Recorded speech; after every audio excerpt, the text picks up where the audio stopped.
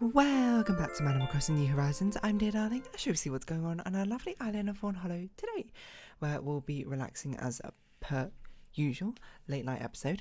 There's a part of the reason I just kind of forgot. I was a little bit busy as well, and then I got a little bit distracted playing Shiny Colours. New Masterfest is out, and I just got finished building a team.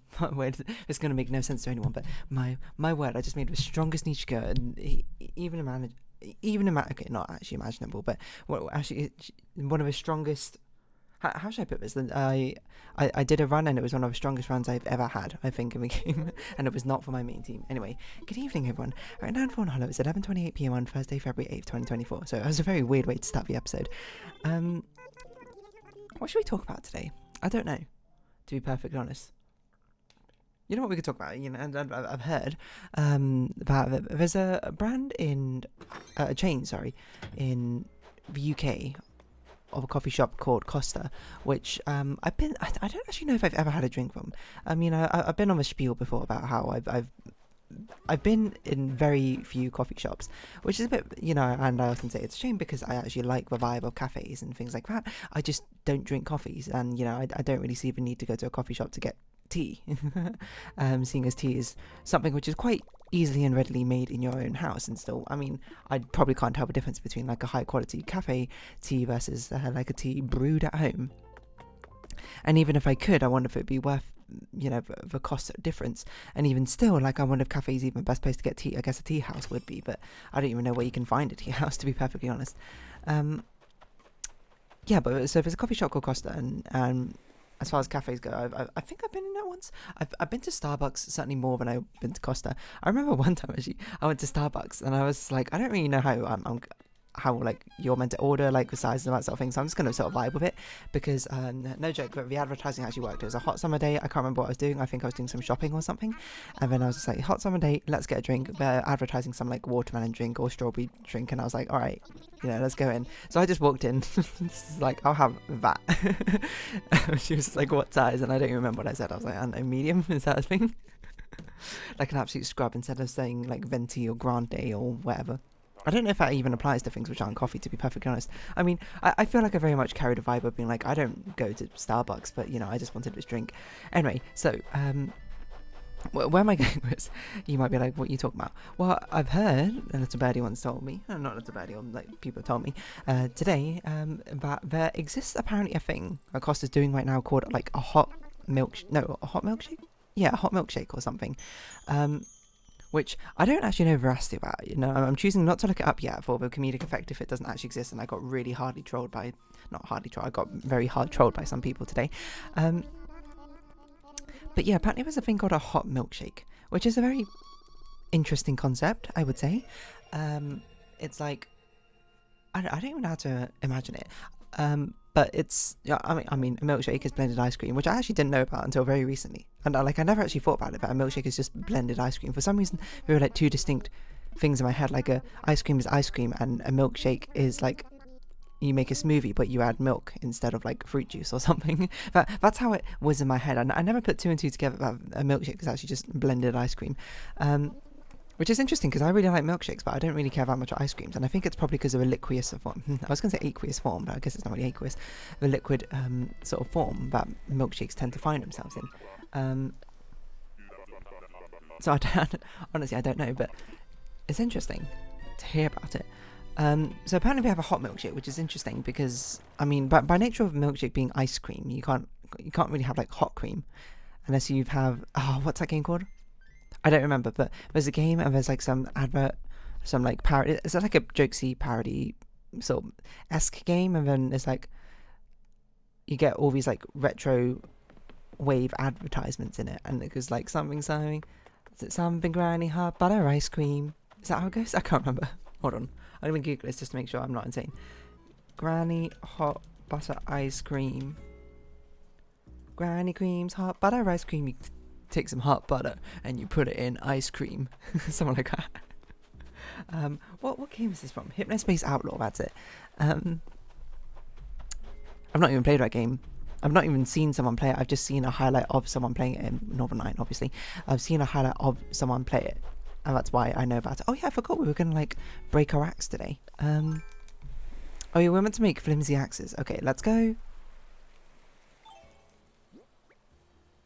Okay, let's go make a flimsy axe, a couple of flimsy axes right now, I suppose, before we head on to Captain's Island. We're late at night anyway, so there's not really much for us to do otherwise.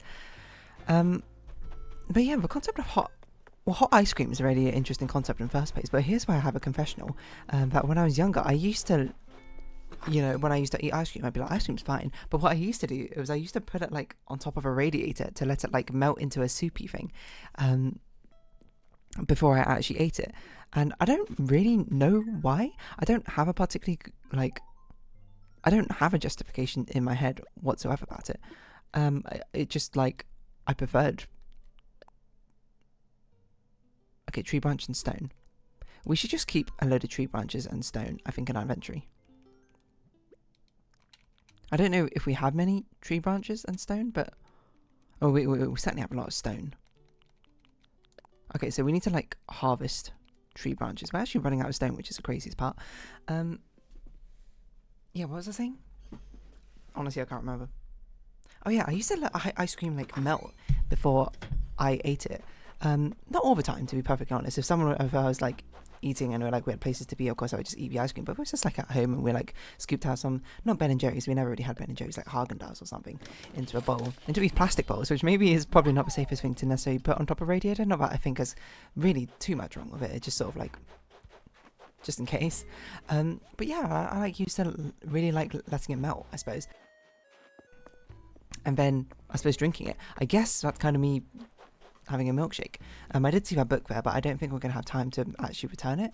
So if we come back from Captain's Island, we've got a moment, we'll try and find the owner for it, but otherwise we need to break a flimsy axe. Yeah, so I used to let that ice cream just melt before I eat it. So when I heard about this hot ice cream, like hot milkshake, I was like immediately intrigued. I was like, this sounds fascinating. Apparently, the person I was talking to, she had it, and she described it as having like a metallic taste or something, which is, if anything, it made me more curious, because I was just like, a metallic taste? How does a drink taste metallic? Now I gotta try it.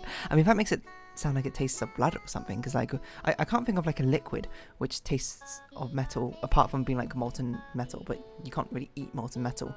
And the only molten metal you can eat, I suppose, is mercury, but even then you can't eat it because it'll just give you like acute poisoning. So now to actually look up if it exists. Costa hot milkshake, calories, price, review, our menu. Hot, it's got a whole range. All drinks, hot milkshakes, white chocolate and strawberry hot milkshake, chocolate hazelnut hot milkshake, salted caramel hot milkshake.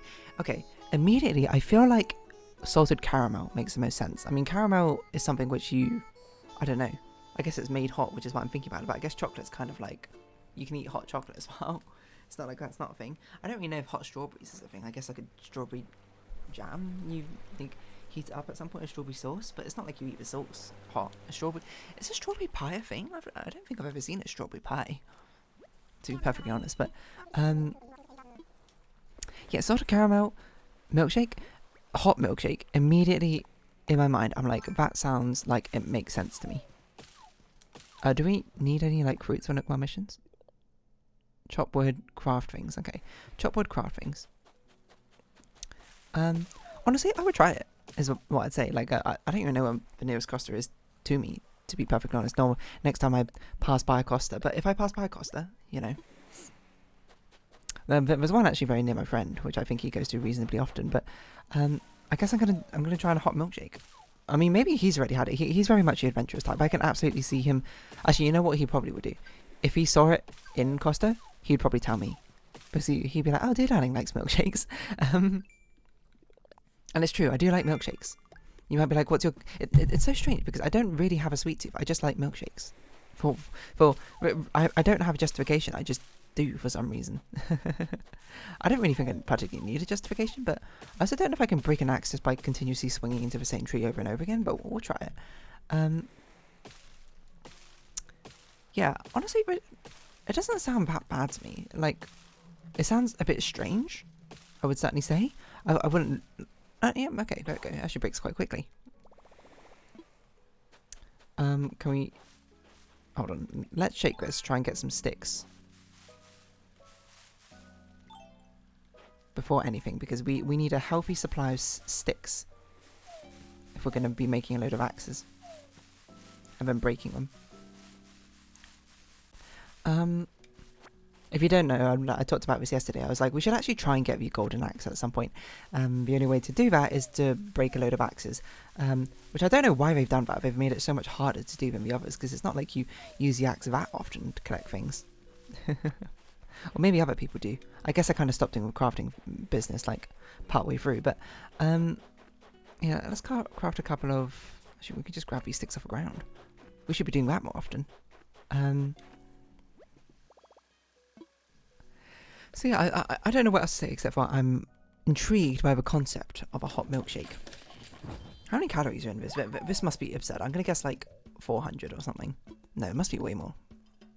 No, way more? I don't know. 400's... I don't know, it's not working. Cost a hot milkshake. Calories. I mean, 400's like a lot. Don't get me wrong. Nutrition, sustainability. Cost of in-store products. Guy? Bakewell tart. No. Hot milk shake.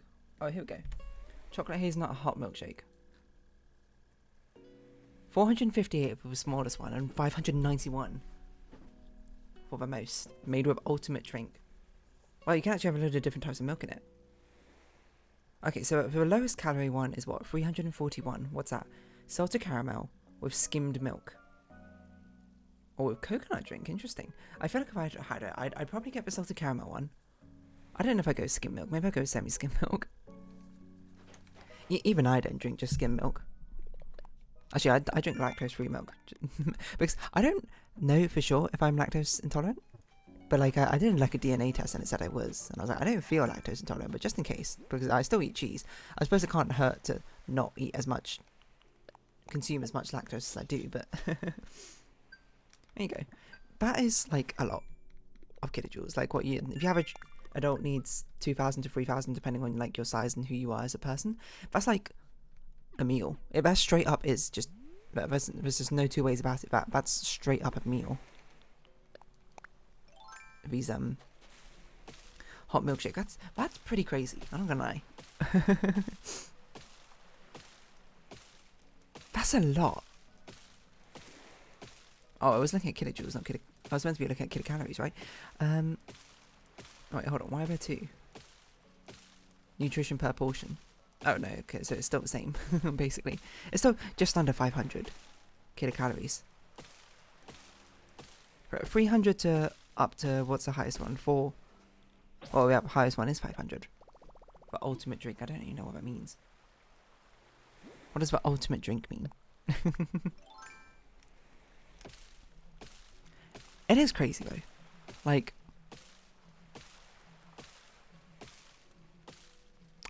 I just wonder, because the whole structural integrity, I think, of ice cream and milkshake is of these like icy crystalline structures it forms within, not the clotted cream, but like the cream in the first place. That's like how it gets any sort of structure. That's how you get any sort of texture of it, I suppose, in the first place. So if you're melting it down, you're basically just drinking sweet cream, which I'm not going to say is bad necessarily. It's, at the end of the day, it's just like a sweet, thick syrup, kind of.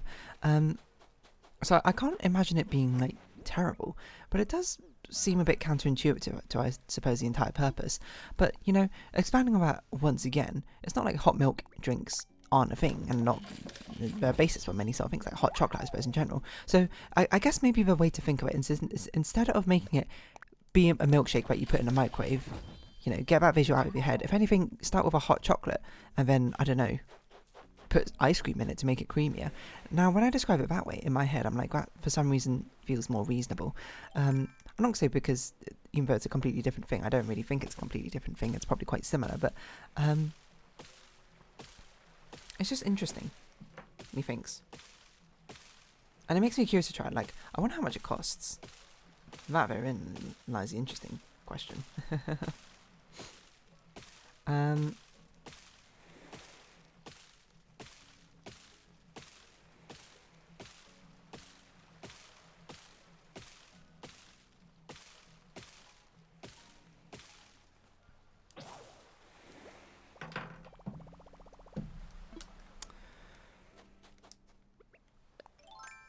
What to do, what to do.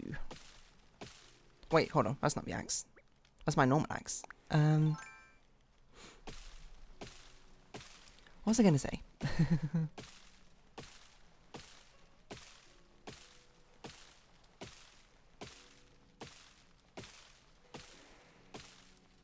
I actually don't remember what I was going to say anymore. My mind's just completely gone. Yeah, I don't know. Like hot milkshake? I don't know. I'm still, like, I'm very much a person who will try most anything, to be perfectly honest, at least once. I don't like to cast any aspersions, I suppose, on whether I like something or not before I've actually properly consumed it. But it is an interesting concept, isn't it? I don't even know if it's that interesting concept now I think about it. It feels like a pretty, not like a natural evolution, but it feels like a very sort of direct line drawn from one product, iterate it somehow, and then into another one. Which is like, I don't know, would you call that creative? I don't know, it sort of depends on what you define the definition of creativity as, which is, I think, a lot murkier, to be perfectly honest, than one might imagine. It's the sort of thing which feels like it's a bit vague, in my mind,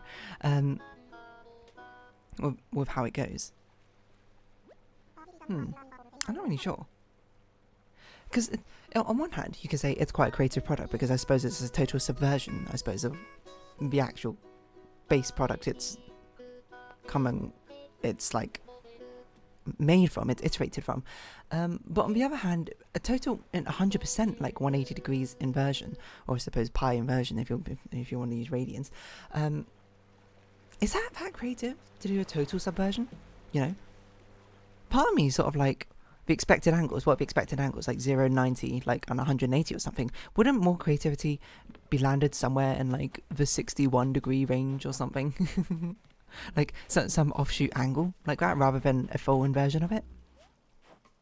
Because like if I said like a colour to you, like, oh, black, and you'd be like, oh, and I'd be like, pick a colour, and you said white, I'd be like, I wouldn't be like, oh, that's a creative like iteration of a colour of black, you know, it's a complete inversion of it. I suppose it's the furthest away from it, but I suppose by definition of it being furthest away, it still has a relationship, an inherent relationship, which is much more front of mind, I suppose, than you might expect.